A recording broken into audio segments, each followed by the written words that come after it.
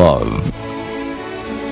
Love is one of the most subtle blessings of the Most Merciful One bestowed upon mankind. As a seed, it exists in everyone. This seed germinates under favorable circumstances, and growing like a tree, blossoms into a flower and finally ripens, like a fruit, to unite the beginning with the end. Love penetrates, as a feeling, into man's inner being through the inlets of his eyes, ears, and heart.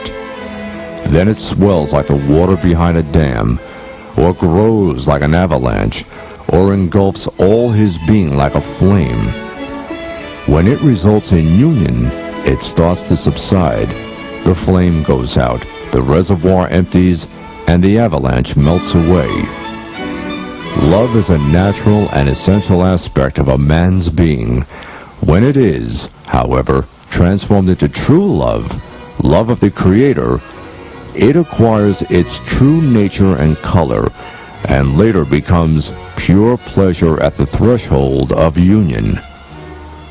Heart is the port of a man which is receptive to divine manifestations. Love of the Creator and yearning for return to Him is the clearest sign of one's being loved by God. Love is the most direct and safest way to human perfection. It is difficult to attain this rank through ways devoid of love. Other than the way of one's acknowledgement of one's innate impotence and poverty and need for reliance on God's power and riches, and one's zeal in His way and thanksgiving, there is no other way to truth equal to love. Neither the flames of the world nor the fire of hell can burn a man already burnt to ashes by love. The one who burns with the fear of hellfire while in this world will not go to hell. The final abode of another who, by contrast, feels himself secure against hellfire will most probably be hell.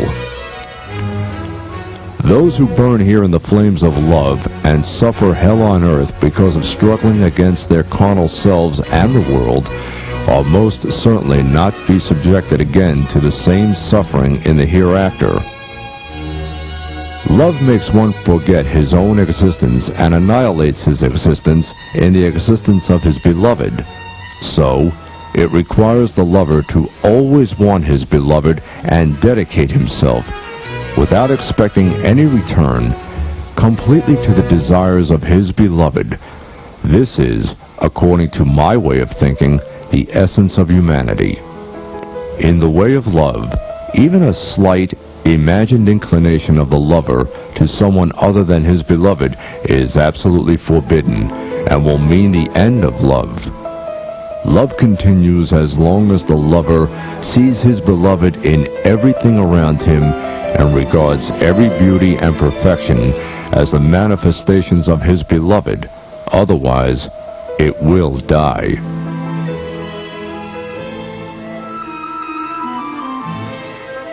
The lover can never imagine opposition to his beloved in any matter, however small it may be. He cannot endure to see his beloved veiled by something which causes him to be forgotten. Moreover, he regards every speech which is not about his beloved to be futile, and every act which has no relation to him as ingratitude and disloyalty to him.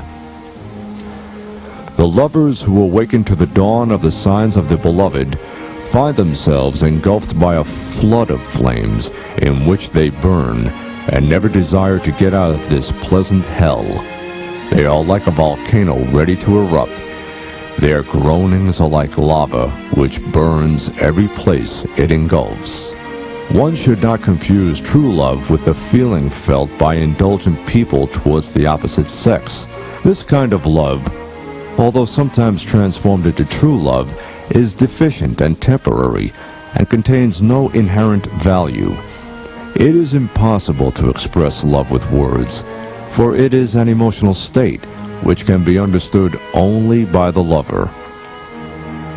The lover is intoxicated with his love, admiration and appreciation of his beloved, Only by the doomsday trumpet will he come to his senses. It is only true love which will stop the pains caused by being ephemeral and put out the flames in which the afflicted burn.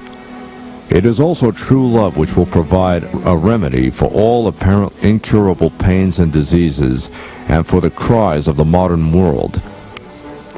If we do not plant the seeds of love in the hearts of young generations whom we try to revive through sciences, knowledge, and modern culture, they will never attain perfection and free themselves completely from the captivation of carnal desires.